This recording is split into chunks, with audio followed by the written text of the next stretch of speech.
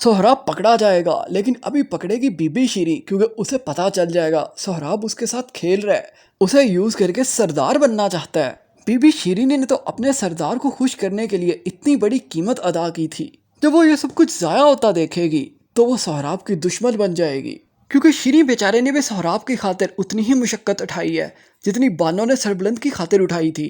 कभी सरबुलंद बानो के कमरे में आके बंद हो जाता था, कभी बानो सरबुलंद के कमरे में जाकर बंद हो जाती थी। और ये सब कुछ चल रहा था आधी आधी रात को, वो भी बगैर निकाह के। शीरी और सोहराब का रिश्ता नाजायज था क्योंकि सोहराब अपनी बीवी को भी धोखा दे रहा था, लेकिन सरबुलंद और बानो का रिश्ता कैसे जायज हो गया? फिर सवाल तो बनता है।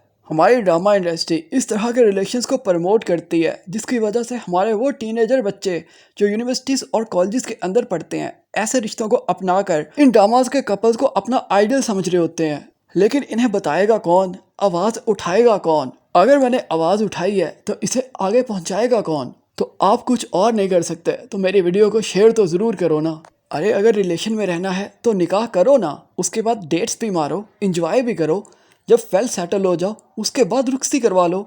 लेकिन अगर हराम रिश्ते में रहोगे तो हाल सोहराब वाला होगा। वही शीरीन जो सोहराब पर जान देती थी अब सोहराब की दुश्मन बन जाएगी।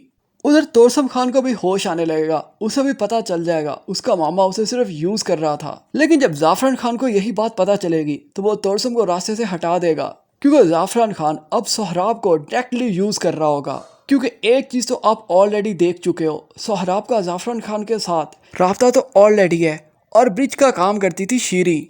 जाफरान खान और सोहराब खान के दरमियान पैगाम रसानी होती ही शीरी के जरिए थी, और शीरी ने इस काम के लिए रखा हुआ था तोरसम खान के दोस्त को। शीरी हवेली के सारे राज तोरसम खान के उस बंदे को देती थी और वो बंदा जाकर सब कुछ बताता था जाफरान खान को। लेकिन लगता ये है सोहराब खान रंगे हाथों पकड़ा जाएगा अपनी करतूतों की वजह से। शीरी के साथ टाइम गुजार रहा होगा, लेकिन ऊपर कोई और नहीं जाएगा, अपनी ही उसकी बीवी जाकर उसे पकड़ेगी। बिल्कुल वैसे ही जैसे बानो पहुंच गई थी और उसे जाकर पकड़ा था। बानो को तो रास्ते से हटा दिया था, लेकिन अपनी बेबी का कुछ नहीं कर पाएगा। जब तक कुछ करने का सोचेगा तब तक सरबुलंद और बीजान के सामने एक्सपोज हो चुका होगा।